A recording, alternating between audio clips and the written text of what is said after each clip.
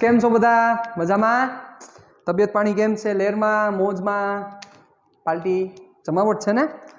चालो सेशन ने आगळ वधारीए। आजना सेशन में खूब ज अगत्यनो टॉपिक जे आपणे करवा जई रह्या छीए एनुं नाम छे अचळ प्रवेगी गतिना समीकरणों। केटला इम्पोर्टન્ટ छे ई शब्द हूँ बोली शकું एम ज नथी, कारण के आनी इम्पोर्टन्स खूब ज वधारे छे અને ખૂબ જ વધારે એટલે એવો શબ્દ મારે વાપરવો પડે કારણ કે હાલતા ને ચાલતા ઇક્વેશનની જરૂર પડશે અને આ ચેપ્ટર પૂરતી નહીં પણ 4 સેમેસ્ટરમાં ચોથા સેમેસ્ટરમાં પણ આ ચેપ્ટરના ઇક્વેશન આવશે। બોલો ચાલો, એટલા ઇમ્પોર્ટન્ટ આ ઇક્વેશન છે। રેડી? તો ખાસ આ વસ્તુને મગજમાં આપણે ક્લિયર કરીએ। ચાલો, તો હેડિંગ મારું છું અચળ પ્રવેગી ગતિના समीकरणों। अचल प्रवेगी गतिना समीकरणों। रेडी? जेने इंग्लिश में आवुं कहेवाशे इक्वेशन्स ऑफ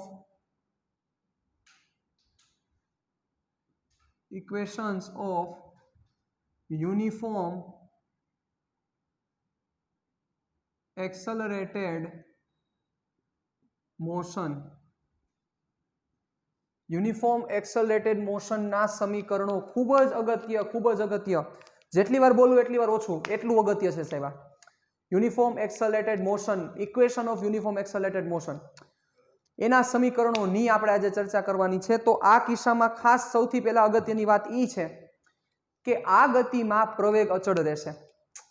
नाम ज छे एटले एना उपरथी तमे समजी शको छो अचळ प्रवेगी गतिना समीकरणों के जेमा प्रवेग अचळ रहेतो होय। साहेब शुं रहेतो होय? प्रवेग अचळ रहेतो होय एवी गतिना समीकरणोनी वात छे। એટલે જોજો બરોબર રીતે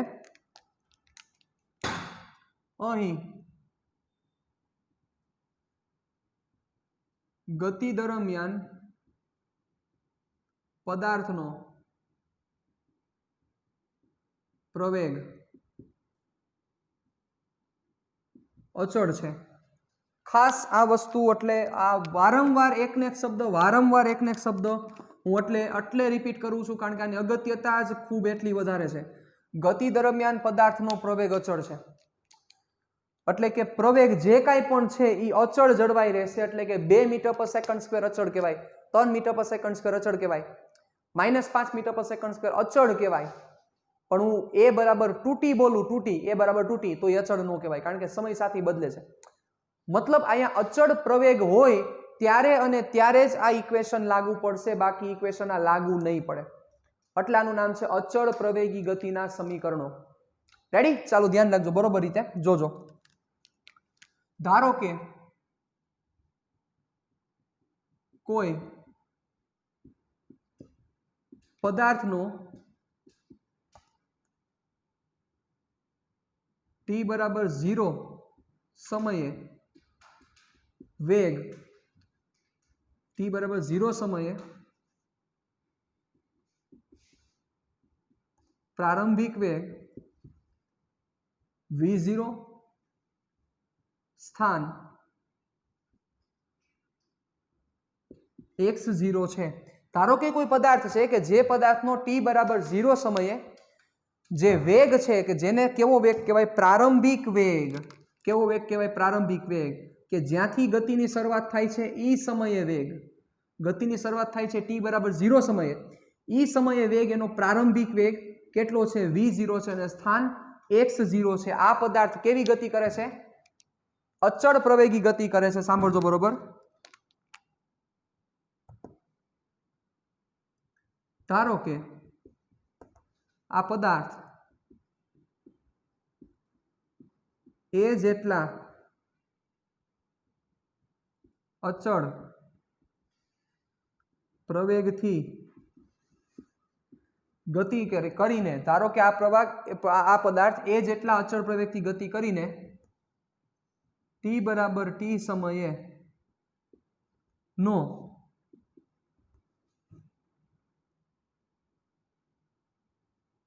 t સમયે તેનો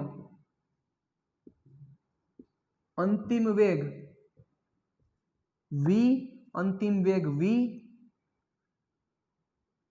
અને સ્થાન x છે। રેડી? ધારો કે આ પદાર્થ એ જેટલા અચળ પ્રવેગથી ગતિ કરીને t બરાબર t સમયે તેનો અંતિમ વેગ v અને સ્થાન x છે। એટલે કે આ પદાર્થનો એ જેટલા અચળ પ્રવેગથી ગતિ કરીને t બરાબર t સમયે તેનો અંતિમ વેગ v છે અને એનું સ્થાન કેટલું છે તો કે x છે। ચાલો તો હવે આ v ગતિના આપણે સમીકરણો મેળવવાના છે। તો સૌથી પહેલા ઇમ્પોર્ટન્ટ છે એનો ગ્રાફ। ચાલો જોજો બરોબર રીતે। તો જે ગ્રાફ છે એ ગ્રાફ હું લઉં છું v વર્સિસ t નો આલેખ લઉં છું।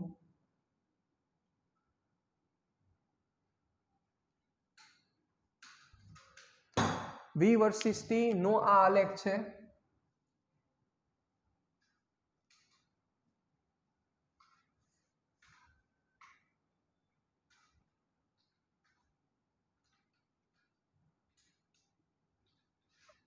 એટલે કે વેગ વિરુદ્ધ સમયના આલેખની હું ચર્ચા કરું છું। વેગ વિરુદ્ધ સમયનો આલેખ છે। ચાલો અચળ પ્રવેગી ગતિ છે, અચળ પ્રવેગી ગતિ હોય તો v વર્સિસ t નો આલેખ કેવો આવે થોડુંક વિચારો, મગજને કષ્ટ આપો। વેલોસિટી વર્સિસ ટાઈમ ગ્રાફ આવું આપણે એક લેક્ચર આના ઉપર ભણી ગયા હતા અને ખૂબ એમાં ડિટેલમાં ડિસ્કશન કરેલી હતી। યાદ કરો ચાલો આ ડિસ્કશનને। રેડી? v વર્સિસ t નો ગ્રાફ હોય તો અચળ પ્રવેગી ગતિ ક્યારે કહેવાય તો કે સમય સાથે વેગમાં થતો વધારો સતત હોય અને સરખો વધારો થતો હોય। તો યસ આ જે ગ્રાફ થશે એ ગ્રાફ આવો થશે।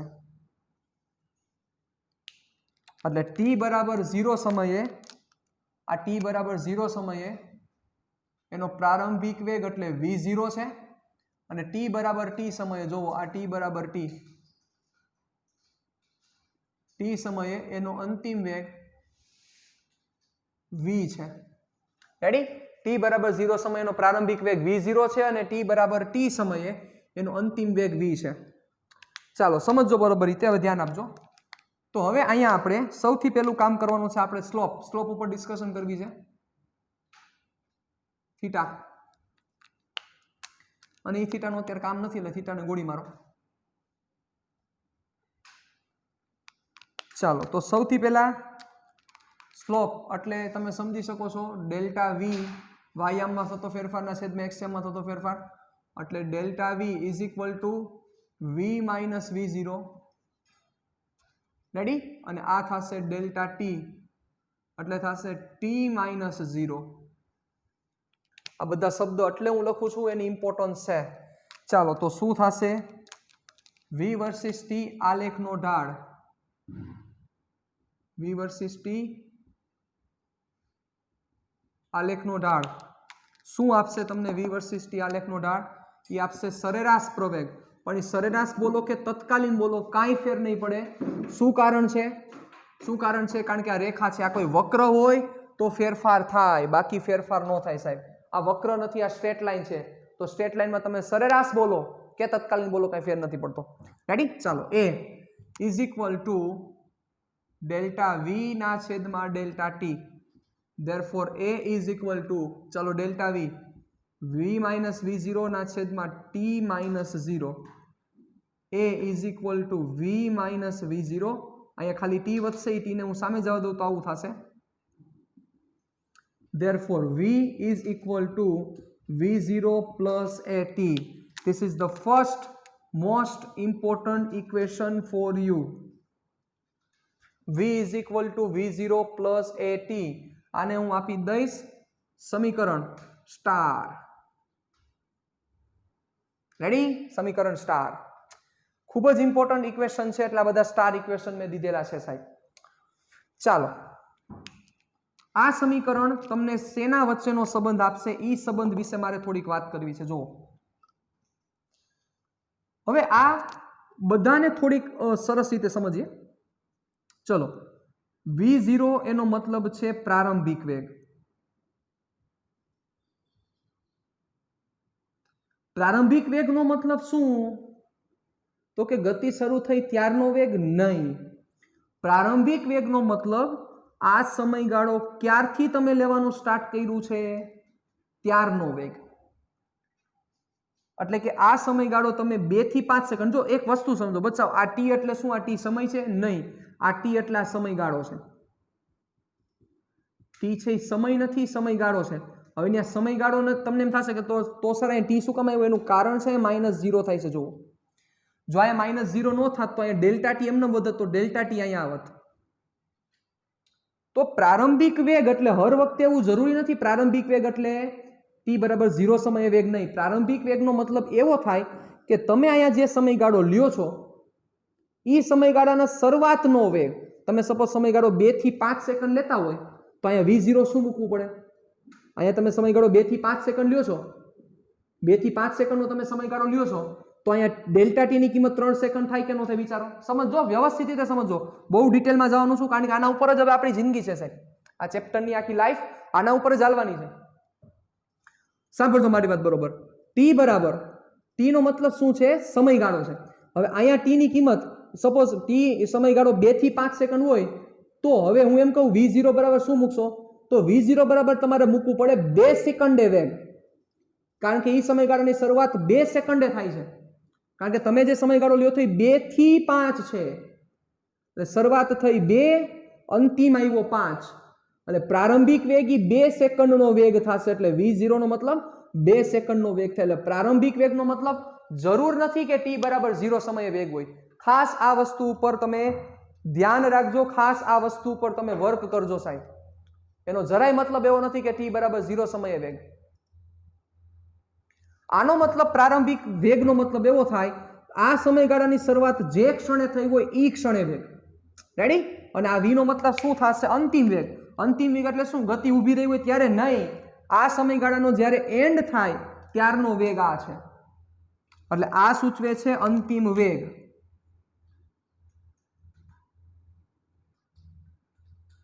રેડી? હવે આનું એક નાનકડું તમને એક્ઝામ્પલ આપી દઉં, ચાલો જોજો બરાબર. તમે સપોઝ ડેલ્ટા ટી સમયગાળો 2 to 5 સેકન્ડ લ્યો છો, ચાલો 2 to 5 સેકન્ડ લ્યો છો, તો v0 નો મતલબ શું થશે? v0 નો મતલબ થાય 2 સેકન્ડે વેગ. અહીંયા t એટલે 5 નો આવે, t એટલે સમયગાળો છે, t નો મતલબ છે એકચ્યુઅલમાં ડેલ્ટા ટી છે, એટલે t ની કિંમત તમારે 3 મૂકવાની થાય. v નો મતલબ થાય અંતિમ વેગ, અંતિમ વેગ એટલે 5 સેકન્ડે વેગ, અને એનો મતલબ પ્રવેગ થાય. એ વસ્તુ સિમ્પલ છે. રેડી? ડન? ચાલો, તો આ તમને એક એક્ઝામ્પલ આપ્યું. બીજી વસ્તુ, આ તમને કોના વચ્ચેનો સંબંધ આપે છે એ આપણે અહીંયા દિલમાં લખી નાખીએ, વાદળમાં.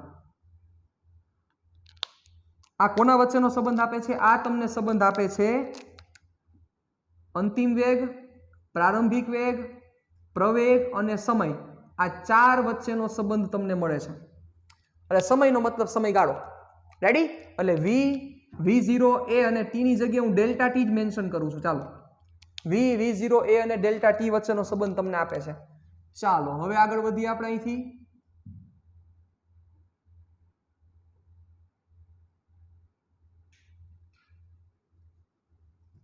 ચલો હવે મારે જવું છે ગ્રાફનો એક વસ્તુ તમને ખબર જ છે, એક તમારે લેવાનો છે ગ્રાફનો ઢાળ અને ગ્રાફનો બીજું શું આવશે? એરિયા. કારણ કે v વિરુદ્ધ t નો ગ્રાફ એવો છે કે જેમાં સ્લોપની પણ ઇમ્પોર્ટન્સ છે અને સાથે સાથે એરિયાની પણ ઇમ્પોર્ટન્સ છે. તમને ખ્યાલ જ છે સાહેબ. ચાલો, તો હવે આપણે શું કરવું છે?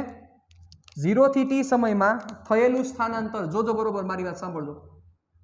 0 થી t સમયમાં પદાર્થે કરેલ સ્થાનાંતર, 0 થી t સમયમાં પદાર્થે કરેલ સ્થાનાંતર શું કરવું પડશે? સિમ્પલ, તમારે એરિયા ફાઇન્ડ કરવો પડશે. રેડી? ચાલો, સ્થાનાંતર એટલે એનો મતલબ શું થશે? Delta x is equal two જોજો. ચાલો, એરિયા કયો લેવો પડશે? એરિયા વિશે થોડીક ડિસ્કશન કરો તો આ એરિયાને હું a1 કહી દઉં, આ એરિયાને હું a2 કહી દઉં, તો તમારે એરિયા લેવો પડશે a1 પ્લસ a2.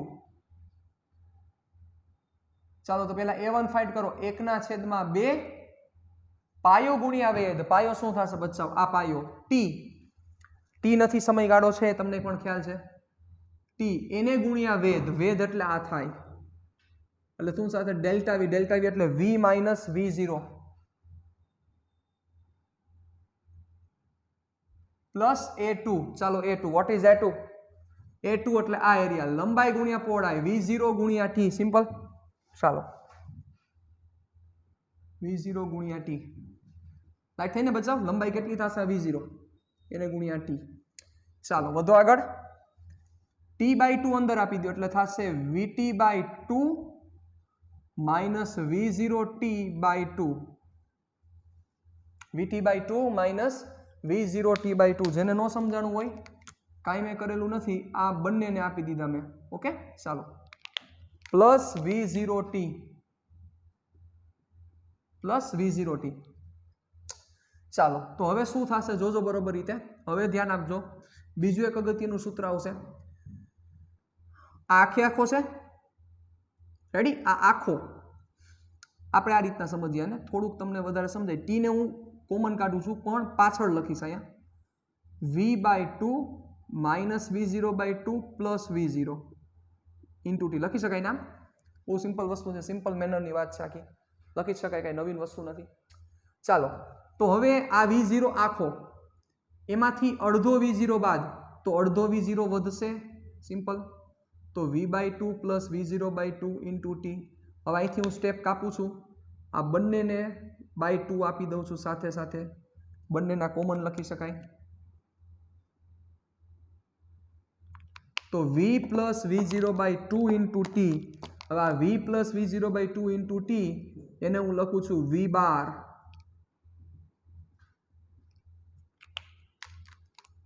V બાર કારણ કે પ્રારંભિક વેગ અને અંતિમ વેગની સરેરાશ લીધી છે. જુઓ, પ્રારંભિક વેગ અને અંતિમ વેગ એ બંનેનો સરવાળો ભાગ્યા 2 કર્યો છે. જુઓ, એટલે આ V બાર નો મતલબ થશે ટી સમયગાળા માટે સરેરાશ વેગ, જેની કિંમત પ્રારંભિક વેગ પ્લસ અંતિમ વેગ બાય 2. પણ જોવો બચાવ, આવો સરવાળો ભાગ્યા 2 ક્યારે થાય? આવું સરવાળો ભાગ્યા 2 ક્યારે થઈ શકશે? આવું ત્યારે અને ત્યારે જ થાય કે જ્યારે પ્રવેગ અચળ રીએ. અચળ પ્રવેગ હોય ત્યારે જ આ થાય. અચળ પ્રવેગ હોય ત્યારે જ આ વસ્તુ શક્ય છે. પ્રવેગ અચળ નહીં હોય તો આ વસ્તુ શક્ય નથી. ખાસ આ વસ્તુને ધ્યાનમાં રાખજો. વારંવાર એકને એક શબ્દ હું 4-5 વાર બોલીશ, એનું કારણ આ છે સાહેબ, યાદ રાખવું પડશે પરફેક્ટ. પરફેક્ટ યાદ નહીં હોય તો લોચા થશે સાહેબ. એટલે આ V બાર એટલે કે ટી સમયગાળા માટે સરેરાશ વેગ, એ સરેરાશ વેગ V પ્લસ V0/2 ત્યારે જ લખી શકાય જો અચળ પ્રવેગ હોય તો. જો પ્રવેગ અચળ નથી, અચળ પ્રવેગ નથી તો સાહેબ V બાર આ નો થાય. તો સરેરાશ વેગનું સૂત્ર શું થાય? યાદ કરો, D1 plus D2 plus D3 ના છેદમાં T1 plus T2 plus T3. એ તમારે એપ્લાય કરવું પડે. અચળ પ્રવેગી ગતિ હોય ત્યારે ને ત્યારે જ તમે સરેરાશ વેગ એ પ્રારંભિક વેગ અને અંતિમ વેગ ભાગ્યા 2 તમે કરી શકો, બાકી કરી ન શકો. તો આ ખૂબ જ અગત્યનું બીજું ફોર્મ્યુલા છે. બીજી ફૂદડી, 2 ફૂદડી આપી. કોના વચ્ચેનો સંબંધ આપે છે? તો કે આ જે સંબંધ આપે છે, આ સંબંધ છે, વિચારો આ સંબંધ કોના વચ્ચેનો છે? આમાં આવી ગયો ડેલ્ટા એક્સ એટલે સ્થાનાંતર, પ્રારંભિક વેગ, અંતિમ વેગ અને સમય. તો આ જે ફોર્મ્યુલા છે, એક ફોર્મ્યુલા એવું છે જે સમજવા જેવું છે કે આ ફોર્મ્યુલા છે અચળ પ્રવેગી ગતિનું. મતલબ કે આ ક્યારે એપ્લાય થઈ શકે? માત્ર ને માત્ર અચળ પ્રવેગી ગતિ હોય ત્યારે એપ્લાય થઈ શકે. અચળ પ્રવેગી ગતિનું સમીકરણ છે પણ એમાં પ્રવેગ જ નથી. જોવો, જો આમાં પ્રવેગ છે પણ આમાં પ્રવેગ નથી. એટલે પ્રવેગ વગરનું, ઘણીવાર તમને એવું કહી દે કે અચળ પ્રવેગી ગતિ કરે છે પણ પ્રવેગ કેટલો છે એ કઈ વસ્તુ મેન્શન કરે જ નહીં. એવું તમને કઈ કહે જ નહીં કે પ્રવેગ આટલો કે પ્રવેગ આટલો, અને એમને તમારે વર્કિંગ કરવાનું થાય. તો પ્રવેગ તમને કહે જ નહીં કે આટલા પ્રવેગથી ગતિ કરે છે, અને તમારે કઈ વસ્તુ ફાઇન્ડ કરવાની થાય તો ત્યારે તમને યાદ આવવું જોઈએ કે ક્યુ ઇક્વેશન છે કે જેમાં પ્રવેગ નથી તેમ છતાં અચળ પ્રવેગી ગતિનું સમીકરણ છે. તો આ 2 ફૂદડી રેડી. એટલે આમાં કોણ એબસન્ટ છે? હવે એબસન્ટની જગ્યા હું પૂરતો જાઉં છું. આમાં એબસન્ટ છે પ્રવેગ. આમાં કોણ એબસન્ટ હતો? આમાં ડેલ્ટા એક્સ. એટલે સ્થાનાંતર વગરનું સૂત્ર આ છે પ્રવેગ વગરનું સૂત્ર. ચાલો વધીએ આગળ. હજી ટોટલ 4 સમીકરણ છે બચાવ. ટોટલ 4 સમીકરણ છે. આ તમારા ખાલી નોલેજ માટે ડિસ્કશન હતી. ચાલો હવે શું કરવું છે ધ્યાન આપજો. પાછું હું અહીંયા આવી જાઉં છું. આ સમીકરણ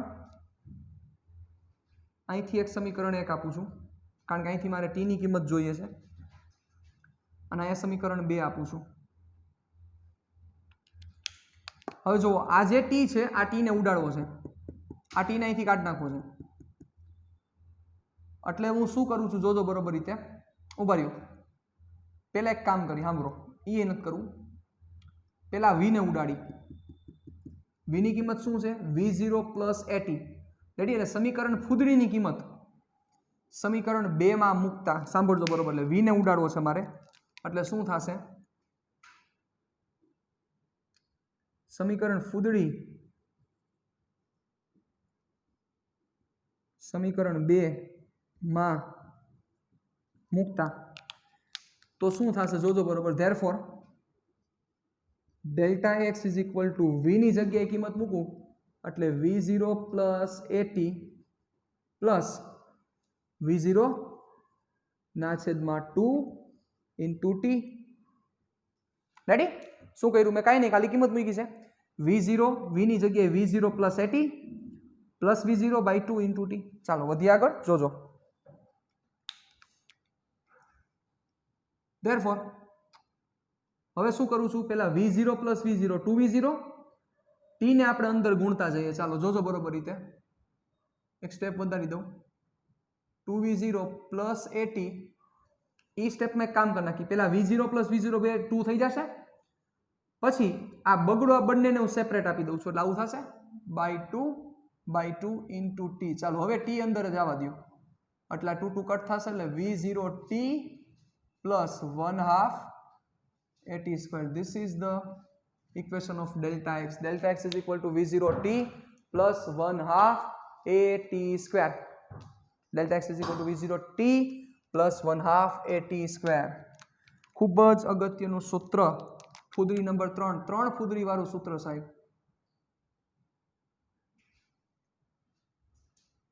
પહેલી, બીજી, ત્રીજી. હવે આ કોના વચ્ચે તમને સંબંધ આપે છે? આ જે સંબંધ આપે છે એ જોવો. આમાં જે તમને સંબંધ મળે છે એમાં છે ડેલ્ટા એક્સ, V0 T અને A. કોણ પ્રેઝન્ટ નથી?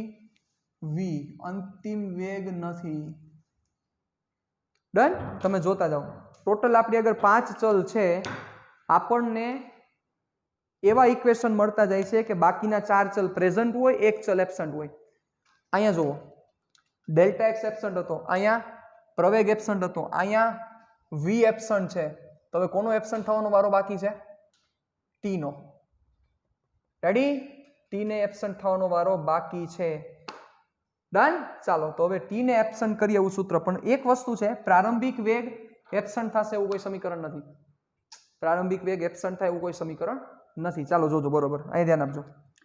હવે આપણે શું કરવું છે? હવે આપણે અહીંથી ટી ને ઉડાડવાનો થશે. તો હવે શું કરું છું જોજો બરોબર. આ સમીકરણ 2 માં જે આ ટી છે એ ટી ની કિંમત હું સમીકરણ 1 માંથી મૂકું છું. સમીકરણ 1 માંથી ટી ને કરતા બનાવી દઉં એટલે શું થશે જોજો બરોબર. સમીકરણ 2 માં ટી બરાબર ટી ની કિંમત શું થશે? V માઇનસ V0 ના છેદમાં A થાય.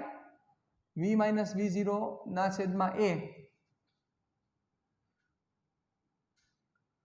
મૂકતા સમીકરણ 2 માં ટી બરાબર V માઇનસ V0 ના છેદમાં A મૂકતા. ચાલો સમીકરણ 2 જો આ રહ્યું. સમીકરણ 2 માં ટી ની કિંમત આ મૂકવાની છે. ચાલો શું થશે મૂકી દો. Therefore delta x is equal to V plus V0 by 2 અને ટી ની કિંમત શું છે? V minus V0 by A. ચાલો તો V plus V0 V minus V0 simple છે.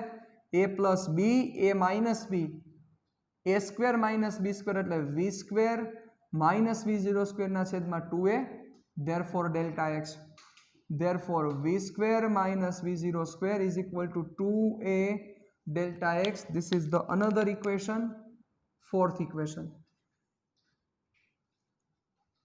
એટલે આને મારે 4 ફૂદડી દેવી પડશે.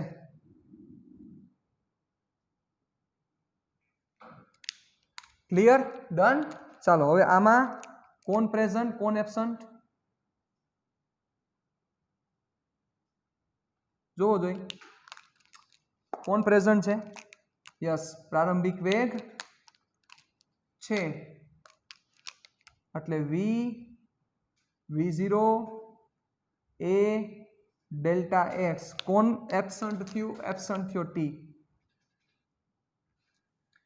તો આ જે આપણે ડિસ્કશન કરી આ ડિસ્કશનનું નામ છે અચળ પ્રવેગી ગતિના સમીકરણો. આ ડિસ્કશનનું નામ છે અચળ પ્રવેગી ગતિના સમીકરણો.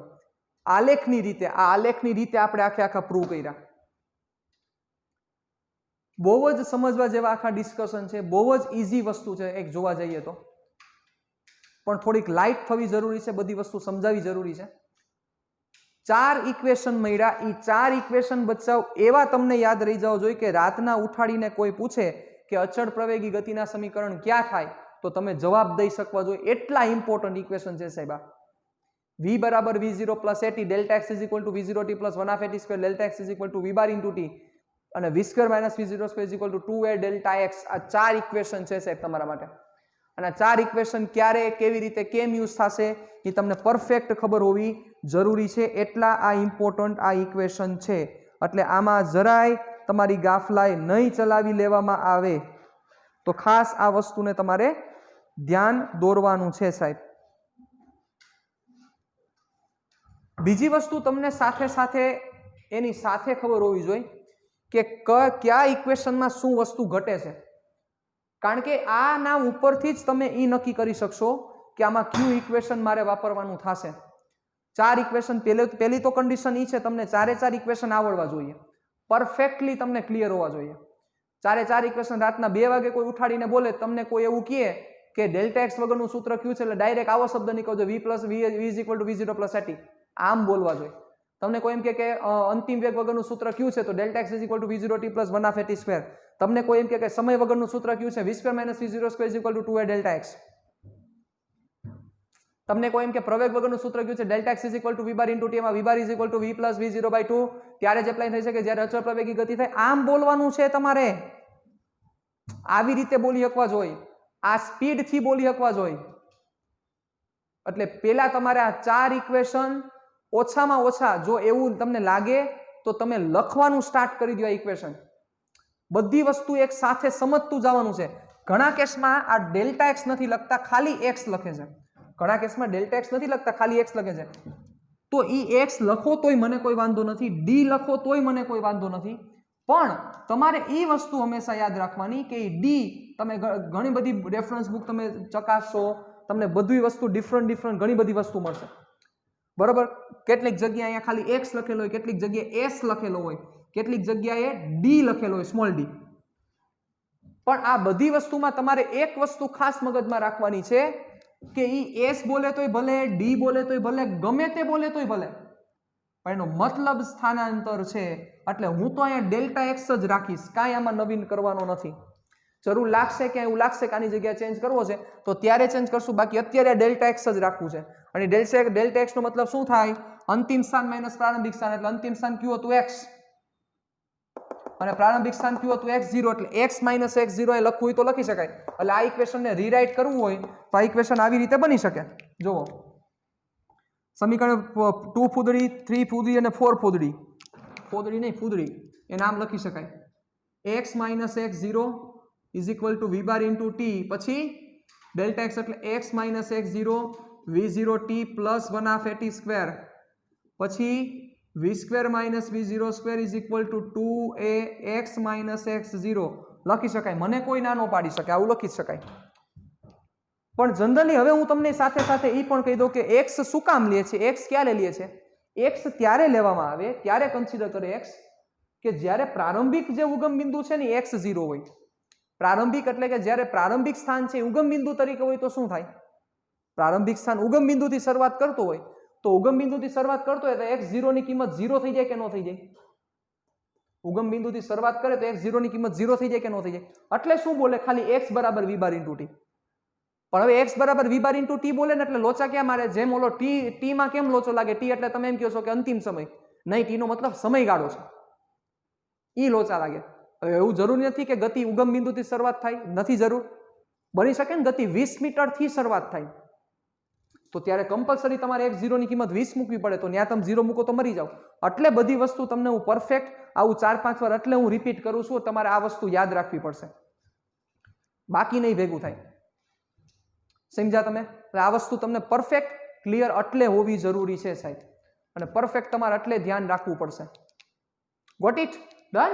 ચાલો, તો આ 4 ઇક્વેશન તમારે મસ્ત રીતે અહીંયા મગજમાં ફિટ કરી દેવાના છે, મેમરીમાં ફિટ કરી દેવાના છે. એ 4 ઇક્વેશન હું તમારી સામે મૂકી દઈશ, હમણાં લખી નાખીશ. પણ એ 4 ઇક્વેશન પહેલા મૂકું એ પહેલા મારે હજી બીજી મેથડથી પ્રૂવ કરવા છે, જેને કહેવાય છે કલનશાસ્ત્રની મદદથી અચળ પ્રવેગી ગતિના સમીકરણો સોલ્વ કરવા. કે જે તમારું ટેક્સ્ટ બુકનું ઉદાહરણ છે, ઉદાહરણ કયું છે એ તમે જોઈ લેજો, મારે નથી જોવું. ટેક્સ્ટ બુકનું એક ઉદાહરણ છે, એમાં પણ એવું લખેલું છે કલનશાસ્ત્રની મદદથી અચળ પ્રવેગી ગતિના સમીકરણો સૂચવો. રેડી? એટલે હવે આપણે જે મેળવ્યું હતું એ આલેખની રીતથી હતી. હવે કલનશાસ્ત્રની મદદથી, કલનશાસ્ત્રનો મતલબ તમને ખબર પડી ગઈ છે, લિમિટ, લક્ષ, વિકલન અને સંકલન. હવે એની મેથડથી આપણે કરવું છે. ચાલો ધ્યાન દેજો, બરોબર સાંભળજો મને.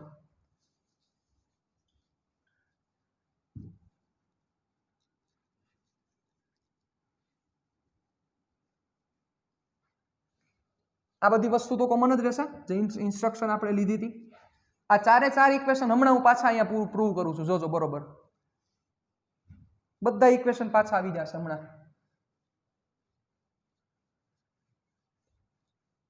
સ્ક્રીનશોટ પાડીને તમારે લખી લેવાનું હતું, પાડી લેજો હવે. રેડી? ચાલો જોજો. અને બધી વસ્તુ તમે તમારી ફેરબુકમાં લખવાની જ છે સાહેબ, વ્યવસ્થિત રીતે. ચાલો, તો સૌથી પહેલા આપણે સ્ટાર્ટ કરીએ છીએ, જોજો બરોબર. પહેલા હેડિંગ મારી દઈ, કલન શાસ્ત્રની. ઉભા રહ્યો ને, હું કામ ફરીથી લખું? એ હેડિંગ અહીંયા મારી દઈએ આપણે. અચળ પ્રવેગી ગતિના સમીકરણો કલનશાસ્ત્રની મદદથી. રેડી? અચળ પ્રવેગી ગતિના સમીકરણો કલનશાસ્ત્રની મદદથી. એટલે પહેલા આ 3 પોઈન્ટ તો લખવા જ પડશે. અહીં ગતિ દરમિયાન પદાર્થનો વેગ અચળ છે. ધારો કે કોઈ પદાર્થનો t બરાબર 0 સમયે પ્રારંભિક વેગ v0 અને સ્થાન x0 છે. આ પદાર્થ a જેટલા અચળ પ્રવેગથી ગતિ કરે છે. બધી વસ્તુ કોમન, એમાં કઈ ચેન્જ નથી કરવાનું. ચાલો હું શરૂ કરું છું, ધ્યાન રાખજો. ચાલો, સંકલનનો ખૂબ જ ઉપયોગ થશે. અચળ પ્રવેગ a is equal to dv by dt લખી શકાય. ચાલો કરો dv ને subject, dv is equal to a dt. ચાલો, મારે dv માં નથી જોતું, મારે v જોઈએ છે. શું કરવું પડશે? બંને બાજુ સંકલન. dv is equal to a dt કરવું પડે કે ન કરવું પડે? dv dv dv dv dv dv dv આ બધા ભેગા કરી લો એટલે શું કરવું પડશે? dv is equal to a dt. ચાલો, dt અહીંયા t પ્રત્યય સંકલન છે, અહીંયા v પ્રત્યય સંકલન છે. ચાલો, dt dt શરૂઆત ક્યાંથી થઈ? શરૂઆત છે t બરાબર 0, એટલે અહીંયા હું 0 પુટ કરું તો t બરાબર 0 સમયે વેગ કેટલો હતો? વેગ હતો v0, એટલે મારે કમ્પલસરી v0 પુટ કરવા પડશે. અને અંતિમ સમય છે t બરાબર t. t સમયે વેગ કેટલો છે? તો કે v જેટલો વેગ છે. કામ પૂરું. ડન? કઈ રીતના લિમિટ મૂકી? ફરીથી બોલી જાઉં, સાંભળો. પ્રારંભિક સમય t બરાબર 0, 0 સમયે વેગ v0 છે અને અંતિમ સમયે વેગ v છે. ચાલો, dv dv dv dv dv ભેગા કરી દો એટલે શું થશે? dv નું સંકલન v0 ટુ v. રેડી? ચાલો, dv નું સંકલન શું થશે? v તમને ખ્યાલ છે. હવે અહીંયા શું થશે? એક જ મિનિટ, આપણે સંકલન પછી કરીએ, એક સ્ટેપ પછી કરીએ. સાંભળો, જોવો. હવે અહીંયા પ્રવેગ માટે શું કરવું પડશે? તો કે અહીંયા કીધું છે પ્રવેગ અચળ છે. કેવો પ્રવેગ કીધો છે? અચળ પ્રવેગ કીધો છે. અચળ પ્રવેગ છે એના કારણોસર પ્રવેગ છે એ સંકલનની બહાર આવી જશે, એટલે થશે dv is equal to a dt v0 to v0 to t. ચાલો ડીવી નું સંકલન શું થશે વી v0 ટુ v dt નું સંકલન શું થશે t0 ટુ t એને બહાર શું કામ લીધા કારણ કે એ અચળ છે એટલે કીધું જ છે અચળ પ્રવેગી ગતિના સમીકરણ હવે તમે સમજ્યા જો એ અચળ ન હોત તો એ અહીંથી બહાર ન નીકળે તો અહીંયા એની કિંમત આવે એ શું આવે પછી એવું એક સમ પણ કરશું પણ અત્યારે નહીં પછી ચાલો ડન હવે પેલા અપર લિમિટ બધું આવડે છે હવે તમને તો સ્માર્ટ થઈ ગયા છો બચાવો એ t માઇનસ 0 ચાલો શું થશે at માઇનસ v0 સામે ઠેકાડી દો એટલે v is equal to v0 plus at આવી ગઈ પહેલી ફૂદડી કામ થઈ ગયું તમારું પહેલી ફૂદડીનું ફૂદડી નંબર 1 ચાલો હવે શું જોઈએ છે મારે x જોઈએ છે તો v માંથી મને x મળે વિચારો તો હા v માંથી મને x મળી જાય કે ન મળે v માંથી મને x મળે કે ન મળે મળે સાહેબ v માંથી x મેળવવા માટે તમારે શું કરવું પડશે v માંથી x મેળવવા માટે તમારે શું કરવું પડશે v માંથી x મેળવવા માટે તમારે શું કરવું પડશે એકવાર સંકલન ચાલો એટલે હવે v ની જગ્યાએ હું શું પુટ કરું છું જોજો બરોબર રીતે therefore dx by dt is equal to v0 plus at લખી શકાય મારે dx નહીં પણ x જોઈએ છે એટલે dx dt આ બાજુ ટ્રાન્સફર કરી દઉં v0 plus at into dt લખી શકાય આવી રીતે જોવો જોઈએ થાય કે ન થાય ચાલો હવે dx નું કામ નથી સાહેબ dx એટલે છૂટા પડ્યા છે કે કારણ કે ત્યાંથી હવે આપણે સીધું સંકલન કરવાના છીએ કરો સંકલન ચાલો dx માંથી x જોઈએ છે એટલે integration dx integration v0 plus at dt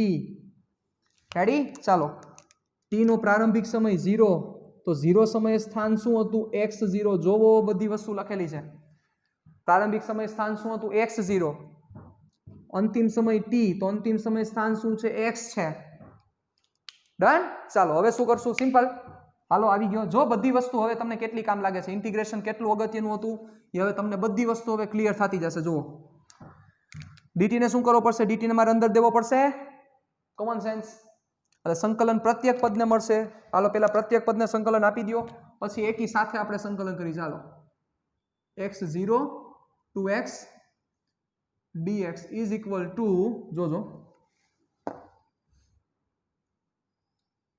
0 to t v0 dt plus 0 to t at dt ready ચાલો જોજો dx નું સંકલન શું થશે x x0 to x is equal to v0 અચળ છે એટલે બહાર નીકળશે અચળ નો હોત તો બહાર નો નીકળત એટલે v0 બહાર dt નું સંકલન શું થશે t0 to t plus a અચળ છે એટલે બહાર t નું સંકલન કાંઈ નહીં તો એક ઘાત છે વધશે t2/2 0 to t રેડી વધો આગળ જોજો બરોબર રીતે therefore x minus x0 is equal to v0 t minus 0 plus ચાલો પહેલા t પછી minus 0 0 વાર ઉડાડી દઉં છું ડાયરેક્ટ રેડી બચાવ પહેલા બગડો બાર કાઢ લ્યો ચાલો a/2 t² minus 0² ચાલો નો ઉડેડા ડન તમને પ્રશ્ન નો થાવ દે તમે મૂંઝાવા ન જોઈ સાહેબ ચાલો x minus x0 that is nothing but that is delta x is equal to v0t plus 1/2 at² v0t plus 1/2 at². Delta x is equal to v0t plus 1/2 at². આ તમારું બીજી ફૂદડી વાળું સૂત્ર બીજી નહીં પણ ઓમાં ત્રીજી ફૂદડી છે પણ આમાં હું બીજી ફૂદડી આપું છું રેડી આ બીજું ફોર્મ્યુલા ચાલો હવે આપણે ત્રીજું ફોર્મ્યુલા મેળવવું છે ત્રીજું ફોર્મ્યુલા આપણે કેવી રીતે ફાઇન્ડ કરી શકશું ચાલો એનીવન હેવ આઈડિયા ત્રીજું ફોર્મ્યુલા આપણે કેવી રીતે ફાઇન્ડ કરી શકશું વિચારો જોઈ how can we do it how can we go for that formula ready ચાલો શું થશે જોજો બરોબર રીતે હવે આપણે જે ઓલું ફોર્મ્યુલા છે delta x is equal to V bar into t એ કલનશાસ્ત્રની મદદથી આપણે નહીં મેળવીએ કારણ કે કલનશાસ્ત્રની મદદથી એ ફોર્મ્યુલા મેળવવું થોડુંક મુશ્કેલ કરતાં પણ એની કોઈ જરૂરિયાત નથી એટલે એ ફોર્મ્યુલા માંથી મળી જશે જે આપણે ઓલા આલેખની મેથડથી કરી છે પણ હજી એક ફોર્મ્યુલા છે કે જે બહુ કામનું છે આપણે એ મળી જશે અહીંથી ક્યુ ફોર્મ્યુલા છેલ્લું formula v² - v0² is equal two 2x વાળું એ આપણે પ્રૂવ કરી દઈએ ચાલો એ લઈ લઈએ એનું કામ કરી દઈએ તો કામ થઈ જાય આપણું મસ્ત રીતે ચાલો શું થશે જોજો બરોબર રીતે તો v square minus v0 square એટલે ટી વગર પ્રવેગનું સૂત્ર છે. ટી વગરનું પ્રવેગનું સૂત્ર યાદ કરો. ચાલો યાદ કરો. ટી વગર પ્રવેગનું સૂત્ર કયું છે? ટી વગર પ્રવેગનું સૂત્ર કે જેમાં પ્રવેગ હોય, અચળ પ્રવેગ નહીં હો, મેઇન પ્રવેગનું સૂત્ર કે જેમાં ટી નો હોય. ચાલો યાદ કરો. ટી વગરનું પ્રવેગનું સૂત્ર કયું છે? પ્રવેગના ટોટલ 3 સૂત્ર હતા સાહેબ. જો તમને યાદ નથી ફરીથી યાદ દેવડાવી દઉં. dv બાય dt પહેલું સૂત્ર, બીજું સૂત્ર હતું d2x બાય dt2, ત્રીજું સૂત્ર હતું સાહેબ યાદ કરો, ત્રીજું સૂત્ર હતું v dv બાય dx. યાદ કરો સાહેબ, v dv બાય dx કે જેમાં સમય નહોતું. એટલે હવે ફરીથી આપણે ત્યાંથી જવું પડશે. એટલે પ્રવેગ is equal to a v dv by dx. હવે અહીંયા v નો મતલબ અંતિમ વેગ નથી, આ v વેરિયેબલ છે. રેડી? અહીંયા v નો મતલબ અંતિમ વેગ નથી. એટલે એવું ન કહેતા કે આ dv બાય dx, કારણ કે અચળ પદનું વિકલન તો 0 થાય. વળી એમ કહી દો તમે. પણ અહીંયા v શું છે? તો કે v ચલ છે કે જે v x ની સાથે એનું વિકલન લેવાનું છે. ચાલો તો હવે તમારે શું કરવું છે? હવે હું શું કરું છું? dx ને આ બાજુ ટ્રાન્સફર કરી દઉં. જોજો બરોબર રીતે. a dx is equal to v into dv. v ચલ છે. ચાલો બંને બાજુ શું કરી દઈએ? સંકલન. a dx is equal two integration v dv. ચાલો શું થશે? અહીંયા v છે ને અહીંયા x છે. તો પ્રારંભિક વેગ dv, પ્રારંભિક વેગ શું હતો? તો કે v0. જ્યારે v0 વેગ હતો ત્યારે સ્થાન કયું હતું? સ્થાન હતું x0. જોવો અંતિમ વેગ કેટલો થયો? v. ત્યારે સ્થાન કેટલું હતું? x. ચાલો અચળ પ્રવેગ અચળ છે એટલે સંકલનની બહાર કાઢી નાખો તો શું થશે? therefore a x0 to x dx is equal to, જો v બહાર નો કાઢતો, v અચળ નથી, v તો ચલ છે. અહીંયા v નો મતલબ અંતિમ વેગ નથી. આ v ની કિંમત v આ અંતિમ વેગ છે, પણ આ અંતિમ વેગ નથી. એવું ન કહેતા કે સર અહીંયા v છે ને અહીંયા v છે, પણ અહીંયા તો v વેરિયેબલમાં v હતો. અહીંયા જે v છે એ વેરિયેબલનો v છે, એટલે કારણોસર અહીંયા v રહેલો છે. જોજો લોચા નો લાગે ખાસ. ચાલો એટલે આનું શું થશે? આ એમનેમ પડ્યો રહેશે. v0 two v into dv. ચાલો શું થશે? બોલી જાઓ. a dx નું સંકલન x0 ટુ x, v ની કાંઈ નહીં તો એક ઘાત વધશે કુલ ઘાત છેદમાં v0 ટુ v. આ v ની કિંમત અંતિમ વેગ એટલે આનું મૂલ્ય છે. જોજો લોચા નો લાગે. નકર તમે આવું કરી શકો છો. અહીં v ડેશ કરી નાખો, અંતિમ વેગ v ડેશ કરી નાખો તો બી ચાલે. તો પછી અહીં સમજાઈ જાય ને ભાઈ, જુદું બની જાય. તો તમને એવું ન થાય. અહીંયા v તો વેરિયેબલમાં v છે કે જે v x ની સાથે આ રીતના બદલતું એની ચર્ચા છે. ઓકે ચાલો હવે શું થશે? વધીએ આગળ. એટલે આપણું સમીકરણ પાછા આવી ગયા. આપણા સમીકરણ પાછા આવી ગયા. ચાલો જોજો શું થશે. therefore a x minus x0 is equal to v square minus v0 square ના છેદમાં 2. ચાલો એક સ્ટેપ મેં કાંઈ પૂછે તમે સમજી ગયા છો કદાચ. જો કે કાંઈ ન કહેવાય, પણ જે છેદ છે એ બંને પાસે 2 હતો એટલે 2 ને હવે કોમન લખી નાખ્યા છે. રેડી? ચાલો એટલે v square minus v0 square by 2. ચાલો તો શું થશે? જોજો બરોબર રીતે. a delta x is equal to v square minus v0 square by 2. તો v square minus v0 square is equal to 2a delta x. જે આપણું ઇક્વેશન છે સમીકરણ ફુદરી નંબર 3, જે ઓમાં ચોથું હતું. તો આ કલન શાસ્ત્રની મદદથી આપણે ઇક્વેશન મેળવ્યા. 3 ઇક્વેશન, મેઇનલી 3 ઇક્વેશન. ઓલું delta x is equal to V bar into T વાળું ઇક્વેશન છે એ હાર્ડલી ક્યાંક યુઝ થશે.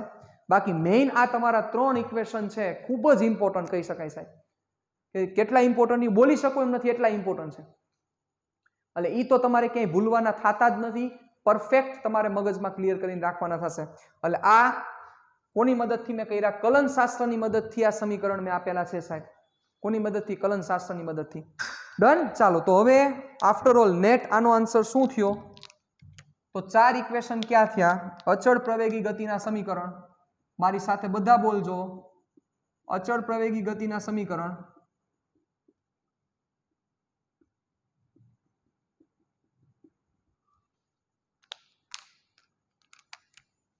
અચળ પ્રવેગી ગતિના સમીકરણ ક્યાં ક્યાં થયા? સૌથી પહેલું v બરાબર v0 પ્લસ at. કોના કોના વચ્ચેનો સંબંધ છે? ડાયરેક્ટ બોલો. અંતિમ વેગ, પ્રારંભિક વેગ, પ્રવેગ અને સમયગાળો. સમય નથી, સમયગાળો છે.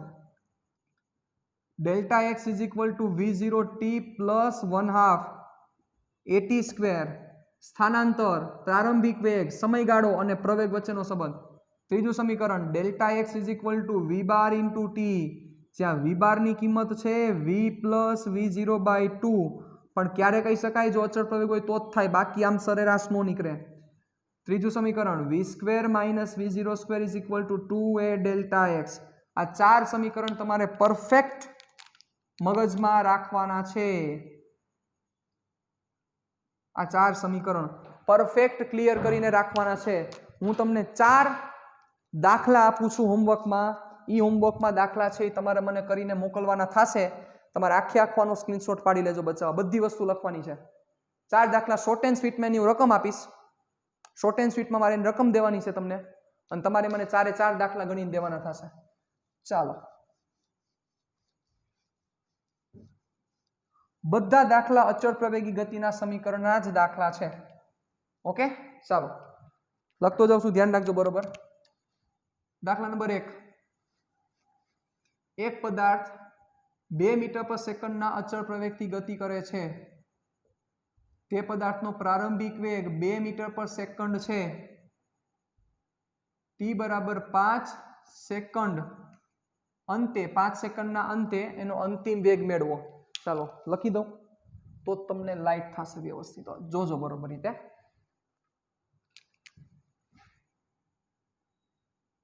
એક પદાર્થ 5 મીટર પર સેકન્ડ સ્ક્વેરના અચળ પ્રવેગથી 2 મીટર પર સેકન્ડ ના પ્રારંભિક વેગથી ગતિ કરે છે. પ્રારંભિક વેગથી t બરાબર 0 સમયે ગતિની શરૂઆત કરે છે. t બરાબર 5 સેકન્ડે તેનો વેગ મેળવો. રેડી? હાલો પેલો પ્રશ્ન. પ્રશ્ન નંબર 2. એક પદાર્થ, સાંભળજો બરોબર રીતે. એક પદાર્થ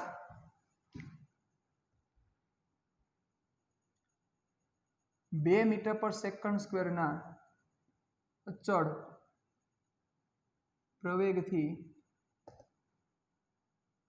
3 મીટર પર સેકન્ડના પ્રારંભિક વેગથી ગતિની શરૂઆત કરે છે. જો નો કીધું હોય ને શરૂઆત ક્યારે કરે છે એટલે t બરાબર 0 જ લેવાનું. કરે છે. ઓકે, તે 200 મીટરનું સ્થાનાંતર કર્યા બાદ 200 મીટરનું સ્થાનાંતર કર્યા બાદ તેનો વેગ મેળવો. કયું સૂત્ર થશે એ લાઈટ થઈ ગઈ તો તમે જીતી જશો. બીજી કાંઈ વસ્તુ નથી આમાં. એક પદાર્થ નો પ્રારંભિક વેગ 5 મીટર પર સેકન્ડ છે.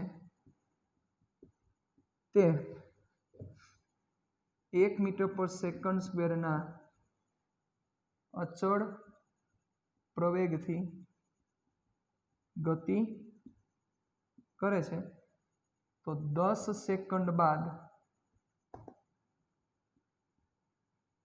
તેનું સ્થાન મેળવો. શબ્દોમાં ટ્વિસ્ટ આપેલી છે, જોજો. પ્રારંભિક સ્થાન 20 મીટર છે. પ્રારંભિક સ્થાન 20 મીટર છે. ત્રીજી અને હજી એક ચોથી છેલ્લી. જાજુ ભણવું જ નથી આપણે. જાજુ થોડું ભણાય, હે ભણાય.